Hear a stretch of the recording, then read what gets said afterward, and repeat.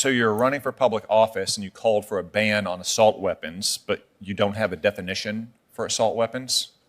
Senator, it would only be for a legislative body, whether it was the Ohio legislature or the Congress. It would only be for a legislative body to do that work. And I acknowledge that would be a difficult task to define assault weapons because, on one hand, you don't want it to be so narrow that it doesn't offer the protections that are intended. And on the other hand, you certainly don't want it to be so broad so that it infringes unnecessarily on the rights of citizens. So I acknowledge that's a difficult task, but it would be for this body to do, not for me. Why is it so hard to define assault weapons? Well, I think, Senator, what I told you, which is that you don't want it to be so narrow as to be meaningless, and you don't want it to be so broad as to infringe on the rights of law-abiding Americans unnecessarily. Congress took an effort at that definition in 1994.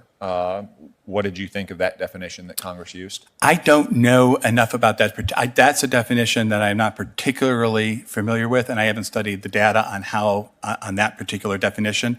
I've heard comments on both sides of that, Senator. I acknowledge that's a very difficult issue. That is for this body to decide. Is it because that there's really not a category of weapons known as assault weapons? I mean, there's rifles, there's shotguns, there's pistols. Can you go into a federally licensed firearm dealer and find the category of weapons labeled on the wall as assault weapons? I don't believe that's a category of weapons that's labeled on the wall of retailers. It's not necessarily what retailers call it that would affect the decision of a legislative body, but no, to answer to your question. So it's what politicians and lawyers in Washington call it. Well, it would, Senator, for me, it would be what elected legislators who are charged with having these discussions and debates would choose or not choose to call it. Okay. I think it's very telling that you're nominated to lead the ATF and you don't have a definition of assault weapon. And the point is that there is really no such thing as a category of weapons known as assault weapons.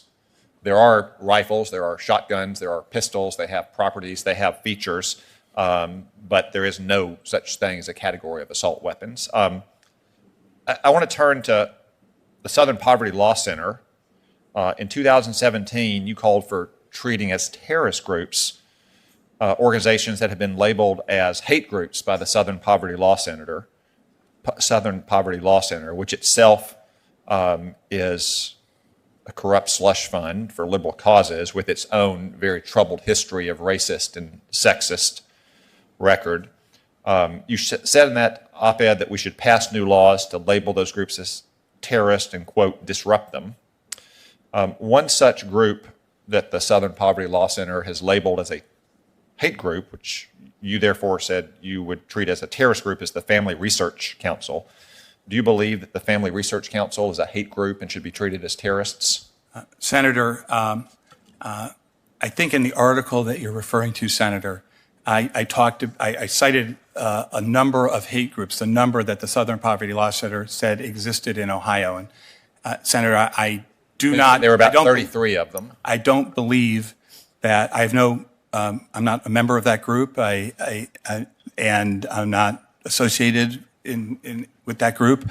But it would be obviously not for a private group to define what a terrorist organization was. I was making the point that there are domestic terrorism organizations that espouse violence. The key is groups that espouse violence, and that we ought to treat those domestic terrorism organizations that espouse violence the same way or using some of the same models as I was using on al-Qaeda when I did al-Qaeda cases, Hezbollah cases, because the key is violence, right? But the Southern Poverty Law Center calls groups like the Family Research Council a hate group, and you said you wanted to treat them like a terrorist group. What about another one is the Alliance Defending Freedom? Do you think the Alliance Defending Freedom should be treated like al-Qaeda?